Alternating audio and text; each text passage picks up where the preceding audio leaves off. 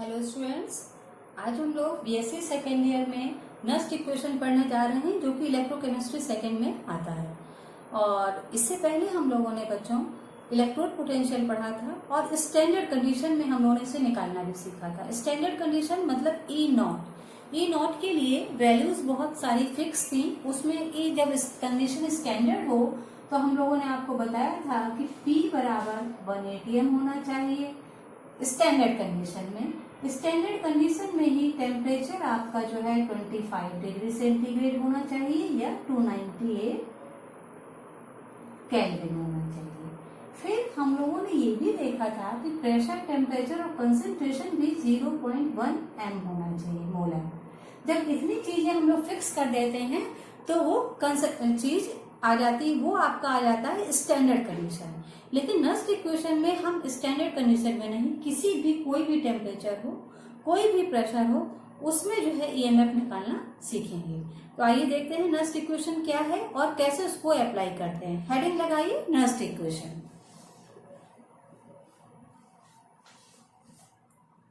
Nernst equation बच्चों क्या है?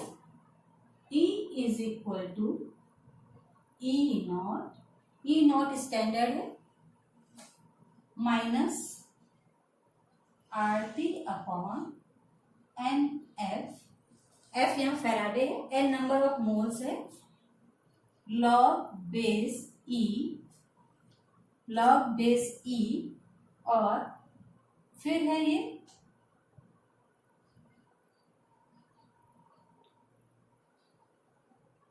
Reduced state upon oxidized state.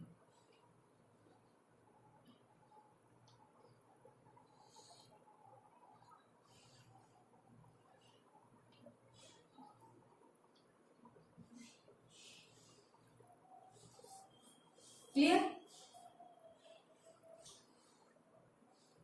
अब इसके बाद अगर हम इसको देखें, E बराबर है आपका electrode reduction potential of the electrode assembly.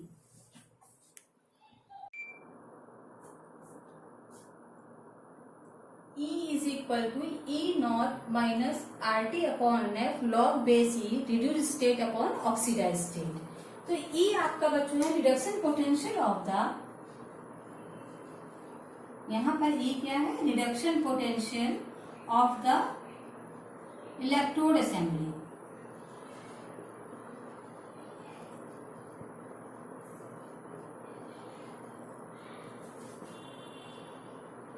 हमारा पेपर ऑब्जेक्टिव है तो हम लोगों को एक एक चीज पता होनी चाहिए। डेरिवेशन नहीं आएगा लेकिन छोटी छोटी बातें कि ई नॉट क्या शो करता है, आर क्या है, ये सब चीजें हम लोग को पता होनी चाहिए। आर की वैल्यू क्या होती है, ये है standard reduction potential.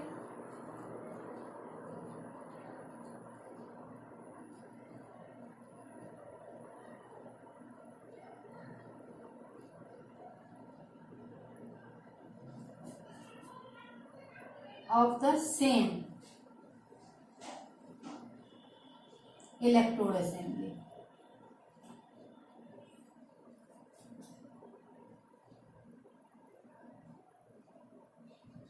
Right?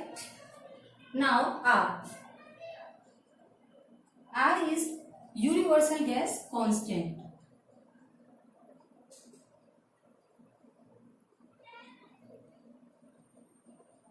R universal gas constant है and it's value is, R की वैल्यू क्या होती है? 8.314 जूल केल्विन इनवर्स मोल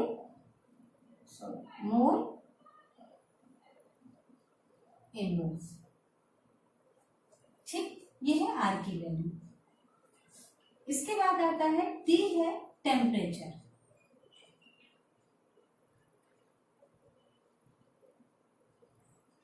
ठीक है बच्चों, टेम्परेचर है उसी इलेक्ट्रोड असेंबली का, temperature of the electrode assembly. अच्छा, यहाँ पे टेम्परेचर चेंज हो जाएगा क्योंकि यहाँ हम फिक्स नहीं ले रहे हैं कि रूम टेम्परेचर पे ही है। अगर रूम टेम्परेचर में है तो बहुत अच्छी बात है, अगर रूम टेम्परेचर पे नहीं है तो टेम्परेचर हम लोग लिख लेंगे, क्योंकि यहाँ पे जरूरी नहीं है कि हम स्टैंडर्ड कंडीशन में ही सारी बात करें। एफ है 1 फैराडे, 1 फैराडे, और फैराडे की वैल्यू 96500 अप्रोक्सीमेट होती है बच्चों, 96500 कूलम, ये अप्रोक्सीमेट में वैल्यू होती है। और इसके बाद n है number of moles of electron, loss और गेन, कुछ भी हो सकता है, या तो लॉस भी हो सकता है या गेन भी हो सकता है इलेक्ट्रॉन का, ठीक है। और दूसरी बात क्या है, यहाँ पे जो हमने रिड्यूस स्टेट और ऑक्सीडाइज स्टेट भी लिखा है, यहाँ पर हो सकता है चेंज करके हम प्रोडक्ट अपॉन रिएक्टेंट भी लिख सकते हैं। क्या लिख सकते हैं? Product upon reactant. इनकी जगह कहीं कहीं पर हमें प्रोडक्ट अपॉन रिएक्टेंट भी हम लोग लिख सकते हैं, कहीं कहीं रिएक्शन में इसकी भी आवश्यकता पड़ेगी, ठीक। अब क्या किया हम लोगों ने, फॉर एग्जाम्पल हम लोग ले लें, एग्जाम्पल लेने से पहले क्या करें कि ये सारी वैल्यू से आर की वैल्यू यहाँ पे रख दें, टी की वैल्यू हम यहाँ पे 25 डिग्री सेंटीग्रेड मान के रख दें, और या 298 केल्विन लिख दें, ठीक। और फैराडे की वैल्यू 96500 लिख दें।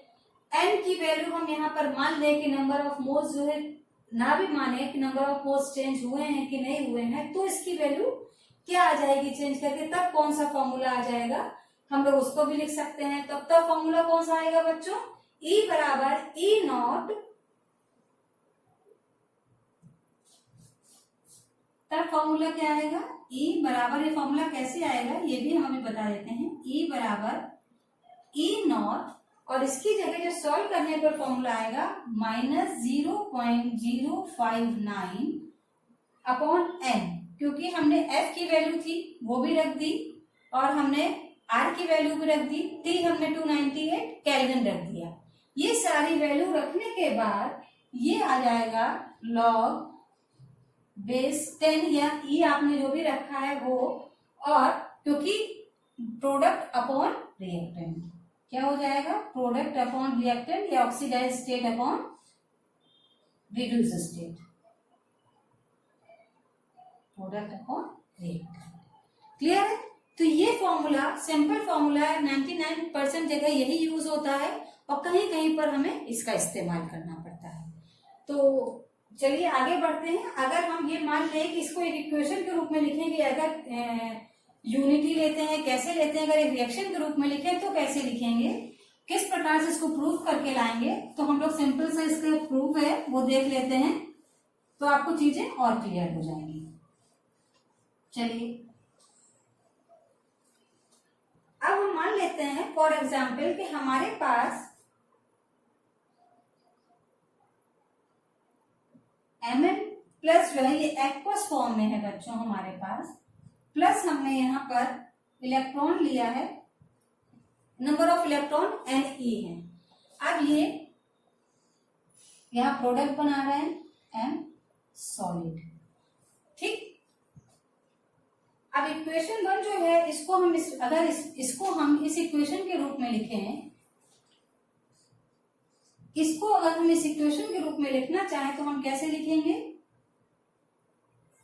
E naught Mn plus oblique M is equal to E naught is equal to E naught Mn plus upon M minus RT upon NF log base E, और यहाँ क्या बना है? सॉलिड, तो प्रोडक्ट अपॉन रिएक्टेंट लिखा है MS upon reactant आपका क्या था, Mn प्लस एक्वस था, ये रिएक्टेंट आपका था, तो यहाँ पे लिख लीजिए Mn प्लस एक्वस।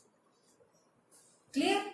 अच्छा, जब हम लोगों ने ये पढ़ा हुआ था, क्योंकि हम लोग जानते हैं the concentration of solids is taken to always unity, ये बात हम लोग केमिकल इक्विलिब्रियम चैप्टर में ये बात पढ़ी जा चुकी है। Since the concentration of solid and liquid is always unity, हमेशा जो है यूनिटी होती है प्योर फॉर्म में, अगर वो प्योर फॉर्म में है तो। तब इस इक्वेशन को हम लोग कैसे लिखेंगे, ये जो इक्वेशन आई है तब इसको हम लोग कैसे लिखेंगे, तब हम लोग इसको इस प्रकार से लिखेंगे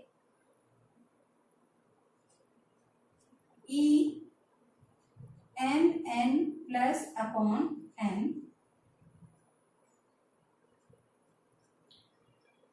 Mn plus upon M is equal to E naught Mn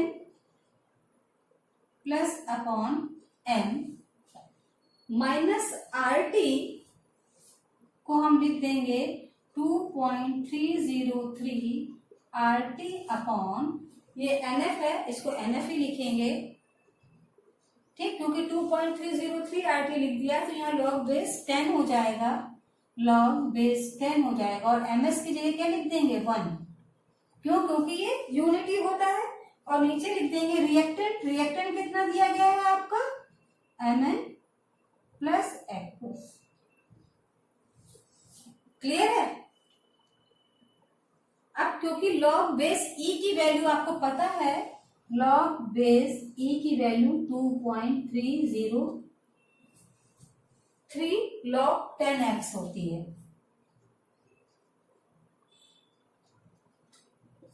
ये ठीक, ये आपको पता है। अब हम क्या करें, इस इक्वेशन जो ये बनी है हमारी 3, ये 3 नंबर इक्वेशन है, ये 2 है और ये आपकी नंबर 1 है। अब इक्वेशन नंबर 3 में क्या करें कि हम जो है T को हम 298 केल्विन ले लें, जो स्टैंडर्ड कंडीशन में लेते थे, ठीक, T को हम 298 ले लें, R को हम 8.314 ले लें, जो वैल्यू हमने आपको बताई थी। रूम टेम्परेचर पर 298 केल्विन या 25 डिग्री सेंटीग्रेड होता है, तो हमने 298 केल्विन ले लिया है। R की वैल्यू 8.314 होती है और F की वैल्यू 96500 कूलाम होती है, और इसकी वैल्यू हम लोगों ने ली थी केल्विन इनवर्स और मोल इनवर्स, ठीक। इस वैल्यू को यहाँ हम लोग पुट अप कर दें, R की वैल्यू, T की वैल्यू और F की वैल्यू। जब ये सारी वैल्यू हम यहाँ पे रखेंगे बच्चों, तो कैलकुलेट करने पर फॉर्मूला हमारा क्या बनता है, कैलकुलेट करने पर हमारा फॉर्मूला बनता है Mn plus upon M is equal to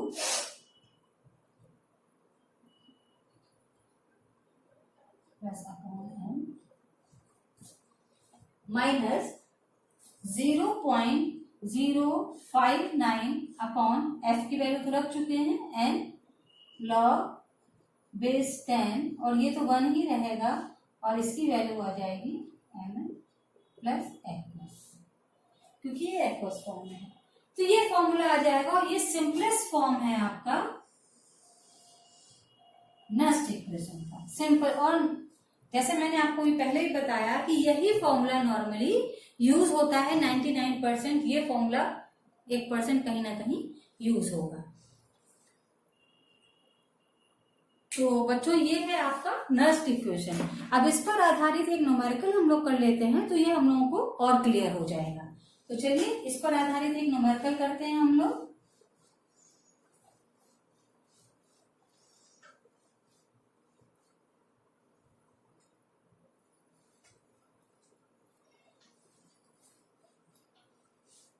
बच्चों न्यूमेरिकल लिखिए, calculate the electrode potential of the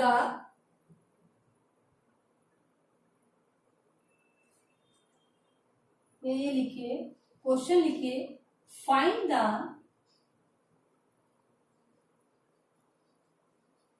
RP reduction potential and oxidation potential. RP मतलब रिडक्शन पोटेंशियल, ओपी मतलब ऑक्सीडेशन पोटेंशियल ऑफ आयरन का पूछ रहे हैं। Fe2+ है, ये दिया गया है 0.01 m, मतलब ये स्टैंडर्ड कंडीशन देना चाह रहे हैं। और Fe ये सॉलिड है, टेम्परेचर दिया हुआ है इन्होंने 25 डिग्री सेंटीग्रेड। ठीक, ये रिएक्शन है आपकी Fe सॉलिड, टेम्परेचर दिया हुआ है 25 डिग्री सेंटीग्रेड।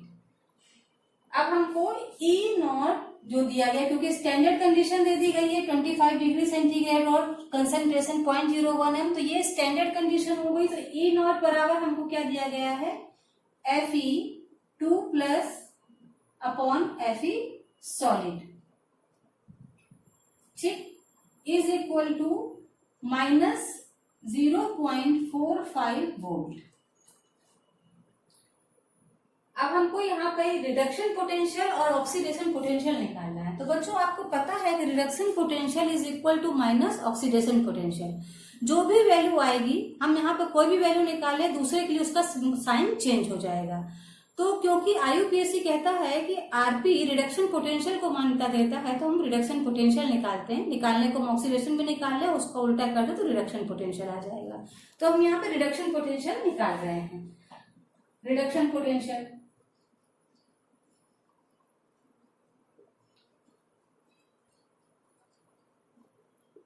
एक क्वेश्चन कर लेंगे तो हम लोग को ये थोड़ा क्लियर हो जाएगा। रिडक्शन पोटेंशियल के लिए अच्छा ये भी देखना जरूरी है कि रिडक्शन हो रहा है कि नहीं। चार्ज घट रहा है मतलब रिडक्शन हो रहा है, चार्ज बढ़े तो ऑक्सीडेशन होता है। तो ये जो हमको पोटेंशियल दिया गया है, ये रिडक्शन ही दिया गया है, +2E, और इधर बना क्या है हमारा, Fe सॉलिड बन गया है, ठीक। और इसकी कंसंट्रेशन कितनी दी है, 0.0 m दी गई है, ठीक। n की वैल्यू निकाले तो 2 इलेक्ट्रॉन का ही आदान प्रदान हुआ है, ये देखिए यहां से यहां, तो n बराबर क्या हो जाएगा, नंबर ऑफ इलेक्ट्रॉन गेन और लॉस होता है, तो n बराबर 2 हो गया, ठीक।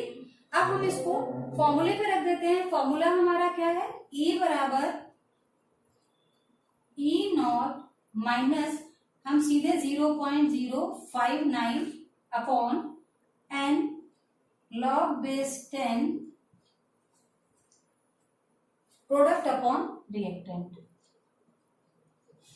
Product upon reactant. तो इसी में सीधे हम लोग वैल्यू रख दें। अब अपने जो हमारे पास दी गई है E0 की वैल्यू हमको दी गई है 0.45, E बराबर हो जाएगा -0.45 माइनस 0.059, n 2 दिया गया है, यहाँ पे 2 रख देंगे, log base 10। और हमको पता है कि जब सॉलिड होता है, अभी मैंने बताया है, तो कंसंट्रेशन हमेशा यूनिटी लिया जाता है। तो प्रोडक्ट की कंसंट्रेशन 1 हो गई और रिएक्टेंट की कंसंट्रेशन जो है वो 10⁻⁻2 ये दी गई है। 0.01 को अगर हम लिखे हैं, या 0.01 लिख दें, या इसको हम 10⁻⁻2 लिख दें, बात एक बराबर है। अब अगर हम इसको सॉल्व करें तो सॉल्व करने पर जो भी आंसर आएगा वही इसका आंसर हो जाएगा, ठीक। इसको अगर हम 10⁻⁻2 कर देना तो चीजें आसान हो जाएंगी।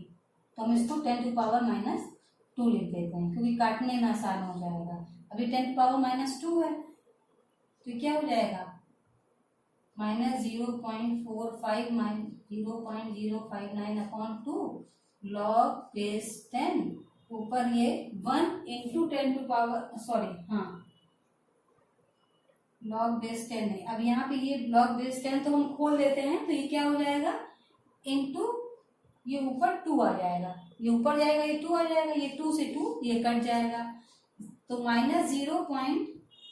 ये क्या हो जाएगा, -0.45 -0.59, इन दोनों को जोड़ दीजिए, 0.059, इन दोनों को जोड़ दीजिए तो 9 तो ऐसे आ गया, 5 5 10 हो गया, 1 हो गया, 4 5 6 1 4 और 1 5, ये हो गया 5। तो ये कितनी वैल्यू आ गई? 0.509। वैल्यू कितनी आ गई? 0.509 वोल्ट। क्लियर है? तो वैल्यू कैसे रखना है ये आपको समझ में आया? तो ये है न्यूमेरिकल करने का तरीका नस्ट इक्वेशन से रिलेटेड। बच्चों कल नस्ट इक्वेशन में थोड़ा हम लोग और आगे बढ़ेंगे और उसमें भी आधारित कुछ न्यूमेरिकल करेंगे। तो आज के लिए इतना ही रखिए। हैव ए नाइस डे बच्चों।